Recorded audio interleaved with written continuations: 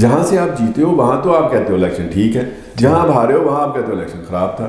ہارنے والوں کے مطالبے پہ ری الیکشن ہی ہونا ہے، تو پھر تو کوئی الیکشن بھی پوری اپنی مدت پوری نہیں کرے گا. اعوذ باللہ من الشیطان الرجیم، بسم اللہ الرحمن الرحیم. ناظرین، آپ کا ہوسٹ یاسین لاکھ سی نیوز کے پروگرام پولیٹیکل سین میں ہم آپ کو خوش آمدید کہتے ہیں.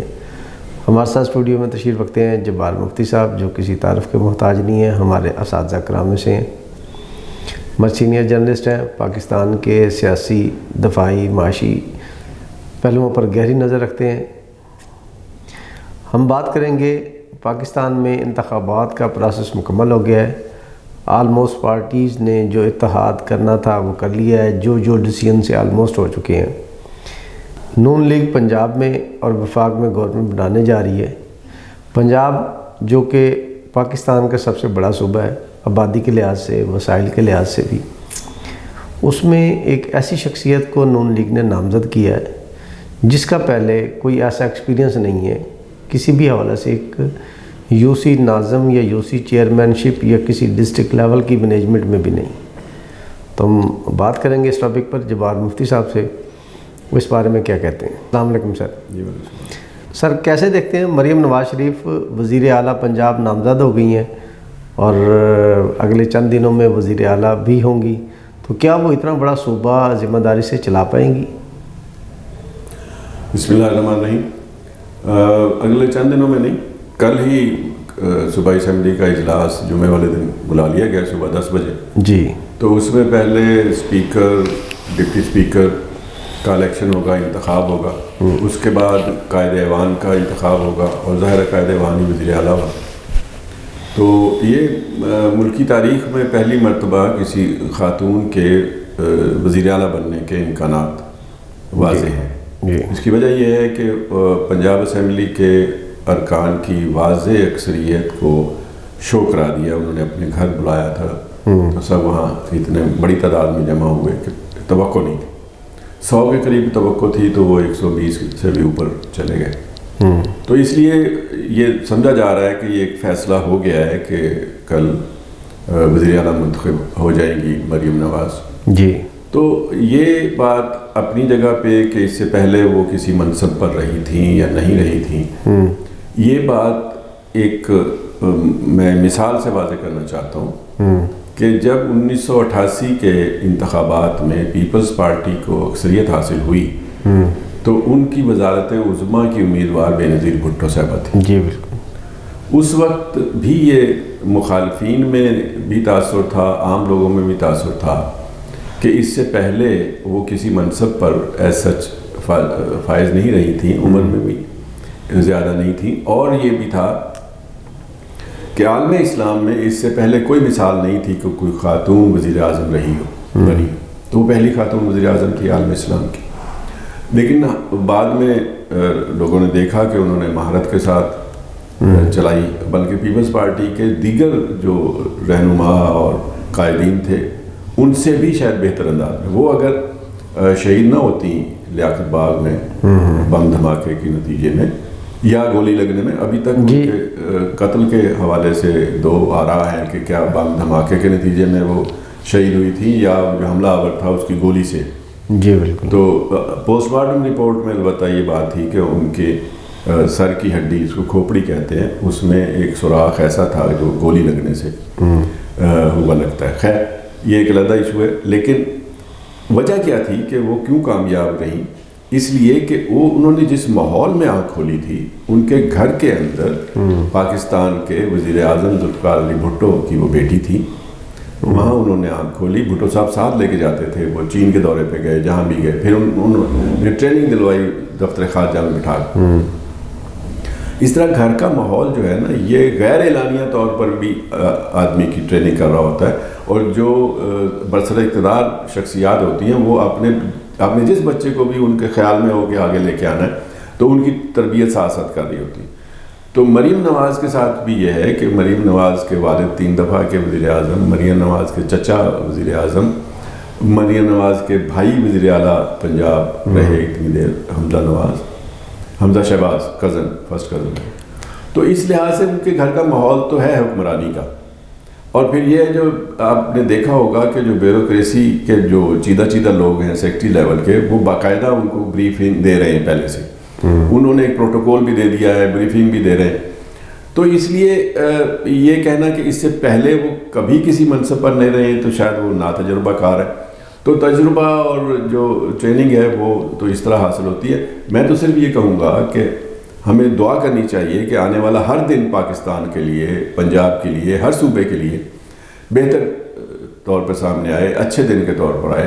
اس میں شخصیات اتنی اہم نہیں ہیں جتنا یہ ہے کہ ہمارا ملک ترقی کرے اور ہمارے عوام خوشحال ہو. تو دعا کرنی چاہیے کہ وہ اگر بنتی ہیں جن کا واضح امکان ہے. تو ملک کا سب سے بڑا صوبہ ہے، آپ نے خود کہا ہے، تو یہ آدھے سے زیادہ پاکستان ہے. تو اگر یہ یہاں بہتری آئے گی تو اوورال بھی بہتری آئے گی. جی بہت شکریہ. جاوید ہاشمی کے بعد شاہد خاقان عباسی، چودھری نثار اور اب ڈاکٹر آصف کرمانی صاحب نے بھی میاں نواز شریف صاحب پر تنقید شروع کر دی ہے. کیا دیکھتے ہیں میاں نواز شریف کے وہ اپنے ساتھی جن پر میاں صاحب بہت زیادہ ٹرسٹ کرتے تھے، بہت ان پر اعتماد تھا، وہی لوگ ہی میاں صاحب پر تنقید کر کے اور ان کی پالیسیوں کے خلاف بات کر رہے ہیں اور مخالفین کو مزید پروپیگنڈا کرنے کا موقع فراہم کر رہے ہیں. کس طرح دیکھتے ہیں اس کو؟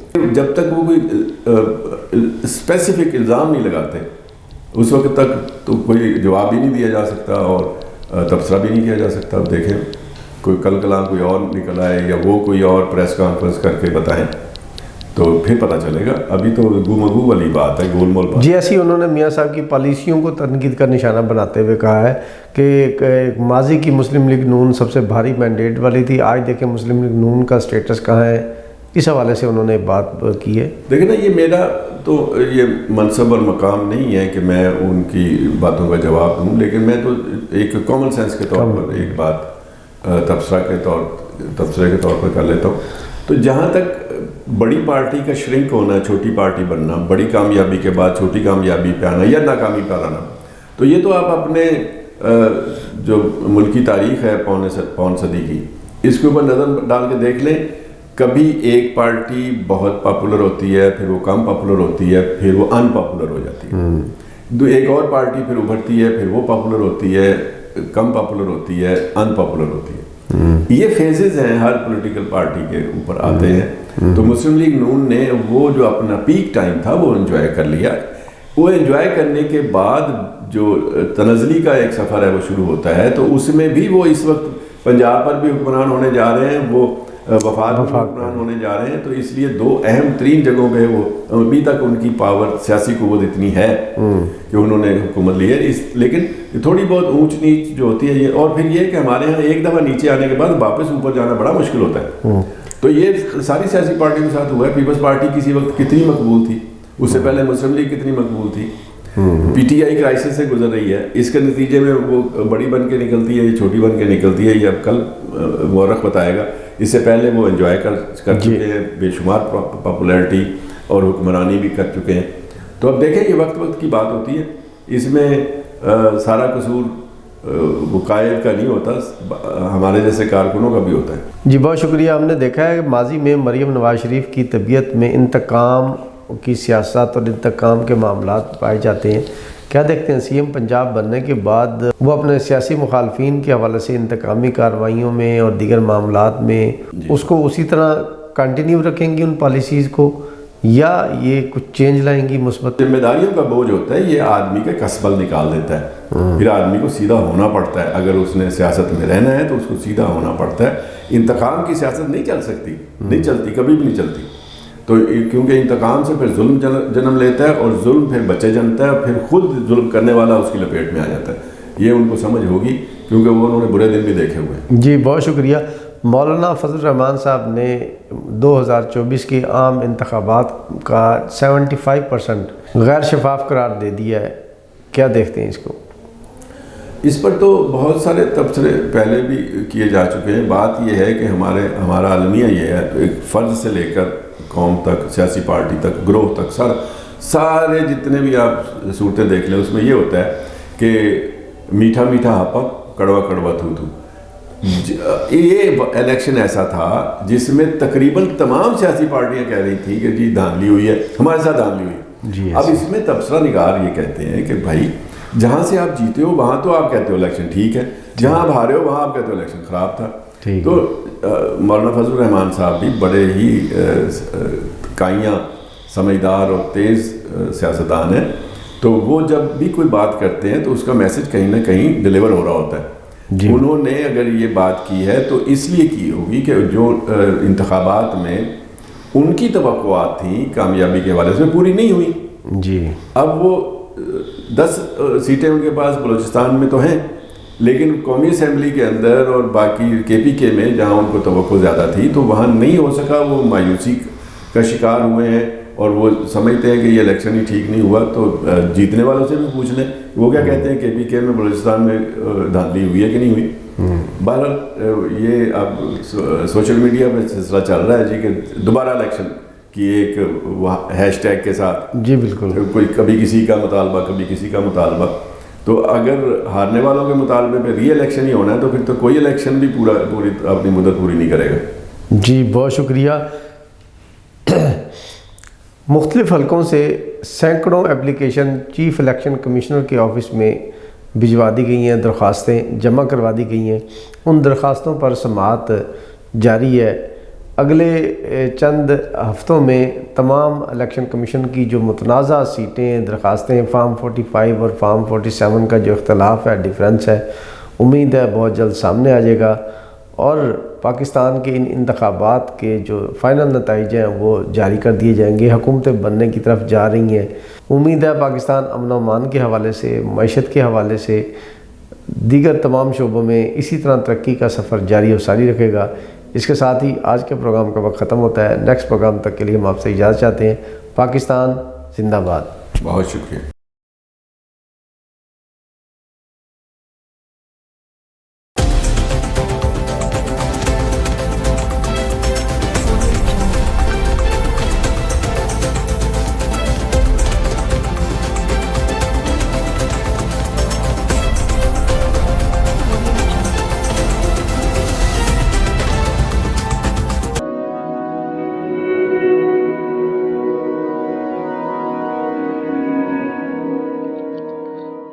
رزق اللہ کے ہاتھ میں ہے اور کبھی کبھی رزاق رزق کی تقسیم کا اعزاز ان لوگوں کو بھی عطا فرما دیتا ہے کہ جو حالات کی کڑی دھوپ میں شجرے سایہ دار ہوتے ہیں.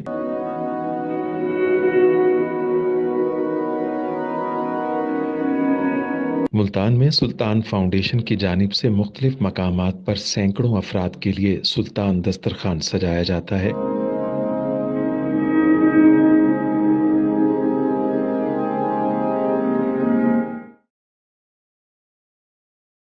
ہر انسان سلطان دسترخوان کا مہمان بنتا ہے. بلا شبہ سلطان فاؤنڈیشن انسانیت کا قابل فخر سرمایہ ہے اور بھلے ہی ایسے ادارے ہوں یا افراد، وہ غربت و افلاس کے سلگتے صحرا میں احساس کی چھتریاں بنتے ہیں.